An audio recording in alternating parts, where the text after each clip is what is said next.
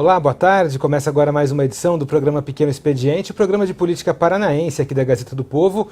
Hoje uma edição especial, uma edição que a gente tem a honra de receber aqui no estúdio os dois senadores eleitos pelo Paraná para começarem o mandato a partir de 2018. Senador Oriovisto Guimarães, boa tarde, senador. Tudo bem? Boa tarde. Também está aqui ao nosso lado o senador Flávio Arnes. Boa tarde, senador. Tudo bem? Alegria estar com você, João, e com todos que nos acompanham. A gente já fez uma entrevista parecida com essa há pouco tempo, já depois do resultado do primeiro turno, mas a gente não tinha ainda o resultado do segundo turno. Então acho que essa é a principal novidade que a gente tem. Eu queria ver com os senhores, como que o senhor tem acompanhado, senhor Oriovisto, nessa figura aí, prestes a assumir um mandato de Senado, o que o senhor tem achado desse processo de transição de governo e de composição do novo governo federal? Como que o senhor avalia esse processo até agora? Então, primeiro, deixe-me cumprimentar os nossos telespectadores aí, todos que nos acompanham. Mais uma vez agradecer a votação expressiva que o Estado do Paraná me deu nas últimas eleições. Eu tenho acompanhado realmente a transição do governo federal, do presidente Jair Bolsonaro, e vejo com muita alegria a nomeação, por exemplo, do ministro Sérgio Moro, que é uma pessoa que eu, tudo que puder fazer para ajudá-lo lá no Senado, principalmente com medidas mais duras contra a corrupção, com leis mais duras contra a corrupção. Eu já falei com ele, já me coloquei à disposição dele e fico muito feliz com a nomeação dele para a Justiça e para a Segurança Pública, né? Também na área da economia, acho que os pensamentos do Paulo Guedes são pensamentos pró-mercado, pensamentos liberais. A equipe econômica que ele montou, sobretudo para o Banco Central, para a BNDES, para a Secretaria do Tesouro, enfim, Banco do Brasil, Caixa Econômica, eu acho que está indo num caminho muito bom, são nomes muito bons, nomes muito bem aceitos, acima de qualquer suspeita, e gente que entende do mercado. E depois temos outros ministros, como por exemplo o ministro da Educação, que até foi professor da Universidade Positivo, na unidade de Londrina, nós o conhecemos. Chegou-se a especular, desculpa, que teria até alguma possibilidade do senhor ter intermediado a indicação do nome dele? Teve esse caminho? Não, absolutamente não. Eu nem o conheço pessoalmente. Quem conhece é o pessoal da universidade. Eu, particularmente, nunca falei com ele, nem ele comigo. Mas nós sabemos, é claro, dentro da universidade se comenta, ele foi indicação daquele Olavo de Carvalho, aquele filósofo que o Bolsonaro, pelo jeito, gosta muito, né, que mora nos Estados Unidos. Não teve nada a ver nem com o Grupo Positivo, nem com ninguém do estado do Paraná. Ele é um intelectual, escreveu 30 livros, o que me consta, é uma pessoa muito educada, muito refinada. Não sei se será um bom executivo, mas poderá ser. Então temos que aguardar um pouco para ver, né? Tem outros ministros já nomeados também com expectativas interessantes. Mas acho que se o governo Bolsonaro der certo com Paulo Guedes e com Sérgio Moro, ele já será um grande governo. O senhor mantém o mesmo otimismo do senador Oriovisto, senador Flávio? Como que o senhor está avaliando essas nomeações a que a gente tem acesso até agora? Eu penso assim que a transição está sendo feita em termos adequados, né? O governo que está saindo sendo muito atencioso com o governo que vai entrar, e isso é muito bom. A gente lamenta a carga que o novo governo vai ter em termos do aumento salarial de 16%, do teto. Isso vai causar assim uma grande dificuldade, uma disparidade muito grande entre quem recebe um salário e quem recebe o teto salarial, que em país desenvolvido nunca acontece. A gente tem que dar conta disso no Brasil. Também sou um fã declarado do juiz Sérgio Moro, e eu acho que a coisa que o Brasil mais precisa, combater a corrupção e combater o crime organizado, né? O juiz Sérgio Moro, aqui, ele estava assim à frente de um processo, e no Brasil nós temos, na verdade, milhares de situações. Então a única forma é cortar o mal pela raiz, e ele é a pessoa que mais entende desta área, eu diria, no Brasil, sabe o que vai fazer, levou uma equipe altamente competente e capaz para Brasília, né? E não há outras pessoas no Brasil, neste momento, eu digo, que já assim se aprofundaram tanto no combate à corrupção e ao crime organizado. Então isso já é muito bom, né? Agora, nós temos que sempre ter, né, o diálogo com a sociedade, escutarmos as pessoas todas, que nós queremos um desenvolvimento harmônico no Brasil, né? Que a parte social, como o Oriovisto já colocou, seja uma boa área, educação, saúde, principalmente a segurança e a justiça estão lá com o juiz Sérgio Moro, que a parte econômica, né, como o Oriovisto também colocou, se desenvolva bem, seja segura, tranquila, que dê calma, né, para todos os setores produtivos do nosso país, e olharmos bem o meio ambiente também, né? Eu acho que nós temos que ter esta sincronia, né, entre o social, o econômico, o meio ambiente, né, para que haja uma harmonia no Brasil. Mas eu penso assim que nós estamos caminhando bem, né, e nós temos que ter, eu visto dessa opinião também, a minha também, de que a gente vai lá discutir, nós temos que ter posição sempre. Não somos oposição e não vamos dizer que somos situação, nós somos de posição. Quer dizer, o que a gente acha que é importante, necessário, vai ser aprovado, e o que não é bom, não é que não vai ser aprovado. Vamos discutir mais, vamos nos aprofundar e vamos achar soluções que sejam boas para o país. O senhor também tem uma trajetória ligada à educação, já ocupou o cargo de secretário da Educação aqui no Estado. Sobre a nomeação do ministro da Educação do Bolsonaro, Vélez Rodrigues, o senhor tem alguma análise, conhece o trabalho dele, já tomou pé, concorda mais ou menos com as ideias que ele defende, por exemplo, nesse sentido das ideias do Escola Sem Partido, uma ideia que na verdade é do grupo todo, mas ele também se expressa no ministro. Como que o senhor vê essa indicação na educação, especialmente porque o senhor tem essa atuação na área? Eu sou professor, sempre fui professor, lá no Congresso Nacional sempre estive na Comissão de Educação, cheguei a presidir a Comissão de Educação do Senado, não conheço o ministro, né, da Educação, vamos discutir com ele, dialogar, ver os projetos, as necessidades. O Brasil tem tanta necessidade nesta área, né? A gente pensa, por exemplo, educação em período integral, valorização do profissional, profissionalização, essa articulação com o ensino superior, né, o acompanhamento do Plano Nacional de Educação, o Fundeb, Fundo Nacional de Valorização, que vai terminar agora em 2020.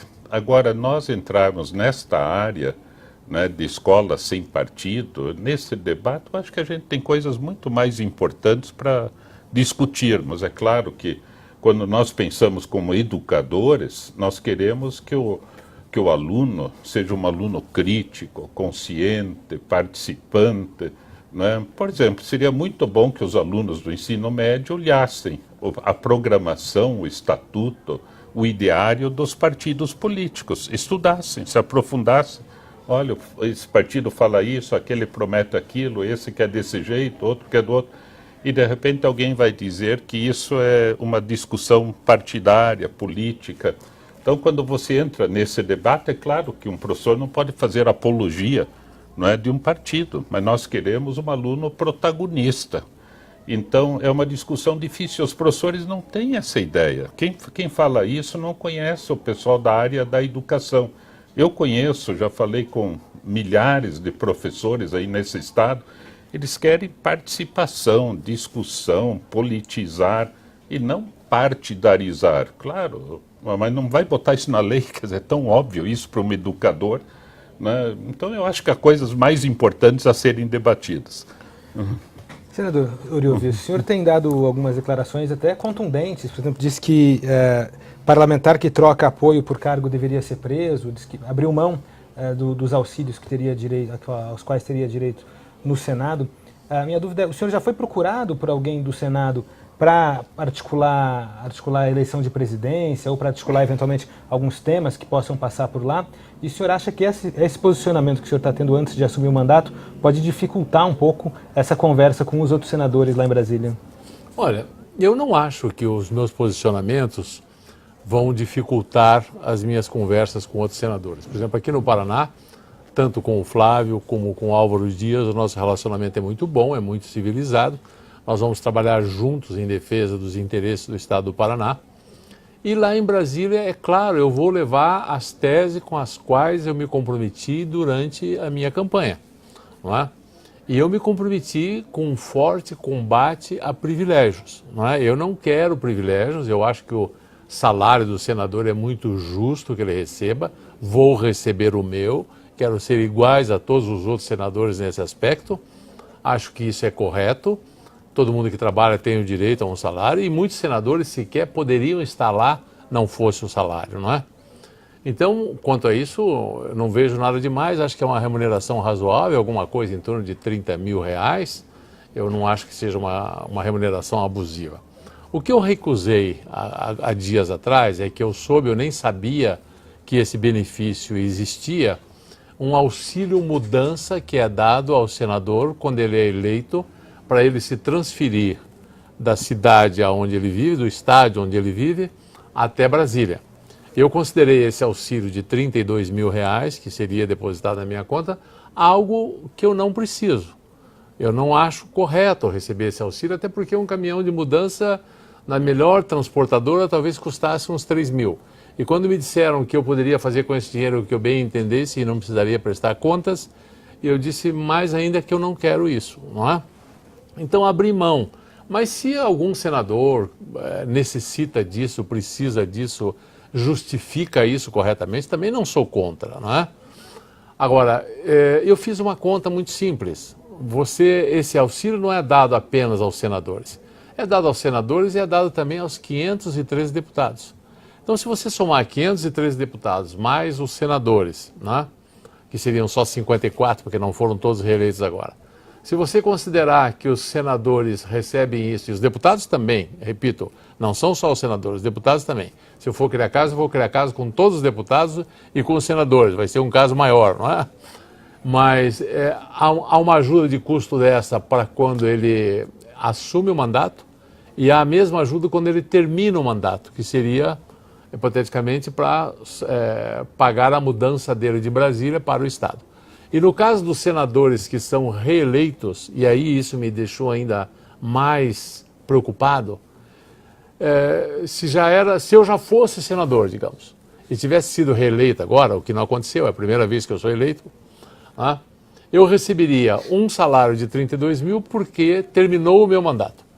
E outro salário de 32 mil porque vai começar um novo mandato. Então eu receberia 64.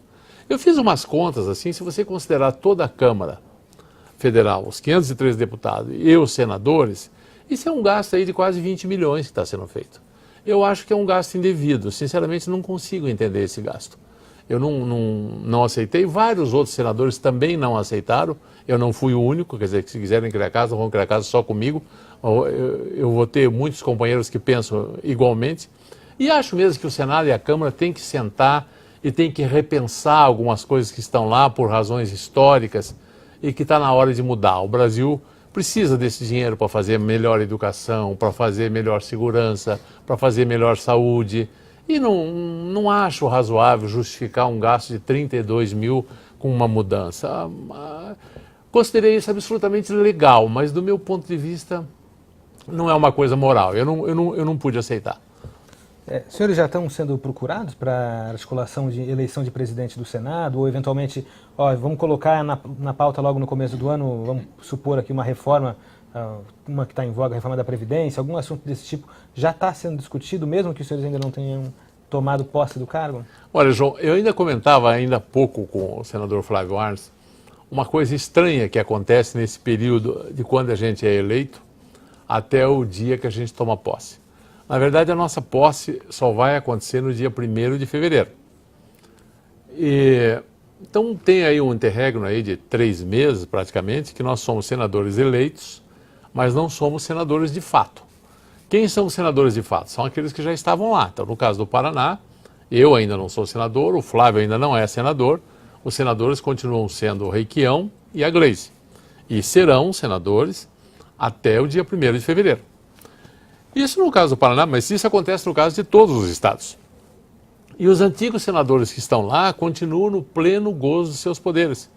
Continuam articulando, continuam conversando, continuam fazendo grupos, continuam aprovando coisas absurdas, como esse aumento do Supremo de 16%, que é uma outra vergonha, que não poderia ter sido aprovado nunca, e maior vergonha ainda foi o Temer, em combinação clara com com o presidente do Supremo, o Temer sancionar num dia e no outro o Toffoli lá dizer que então acabava o auxílio moradia. Era melhor que continuasse o auxílio moradia, era mais barato. Né? Isso aí vai dar um prejuízo maluco para a nação.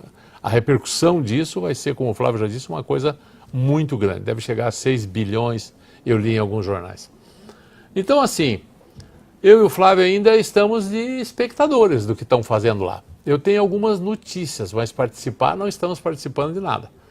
Serão 54 senadores que vão assumir no dia o Senado no dia 1º de fevereiro, e aí sim a gente vai poder começar a votar, dar palpite, em pensar em quem será o presidente, que já será eleito no dia 1º, não é? Eu torço para que não seja o Renan Calheiros, tá? Ele é muito gentil, já no primeiro dia ele me mandou uns parabéns, né, mas eu jamais votaria nele. Eu acho que a figura do presidente do Senado tem que passar uma mensagem para a nação de que o Brasil está mudando e não é uma continuidade do que era, né? O senhor, senador Flávio, já tem alguma conversa a respeito, por exemplo, o senador Levis comentou que o Renan Calheiros ligou também ao senhor, tem alguma articulação já para a presidência, porque a eleição é logo no dia 1º de fevereiro, já no dia da posse, né? Então já tem alguma coisa nesse sentido, já te procuraram? Olha, procurar, não me procuraram. Recebi também o mesmo Cumprimento, né? o mesmo cumprimento que o Eurivisto recebeu, né, de congratulações pela vitória, né, e se colocando à disposição. Agora, a mensagem do Senado, João, que nem o Eurivisto colocou, tem que ser claríssima para a sociedade. A sociedade quer algo novo, diferente, decente, com ética, né? E isto, sendo bem claro, não passa pelo Renan Calheiros. Não né? passa Quer dizer, mesmo. eu não tenho nada assim para dizer além disso em relação a ele, porque nós temos que ter outra perspectiva, outro governo, e o recado das urnas foi claro nesse sentido. Né? Então ele próprio deveria, na verdade, tomar consciência disso, porque haverá um conflito entre aquilo que o Senado propõe, faz, e aquilo que a sociedade pensa. Né? Então esta articulação, os senadores vêm de alguma forma se articulando também, os novos, os antigos, para se achar alguma solução diferente para isso. Né?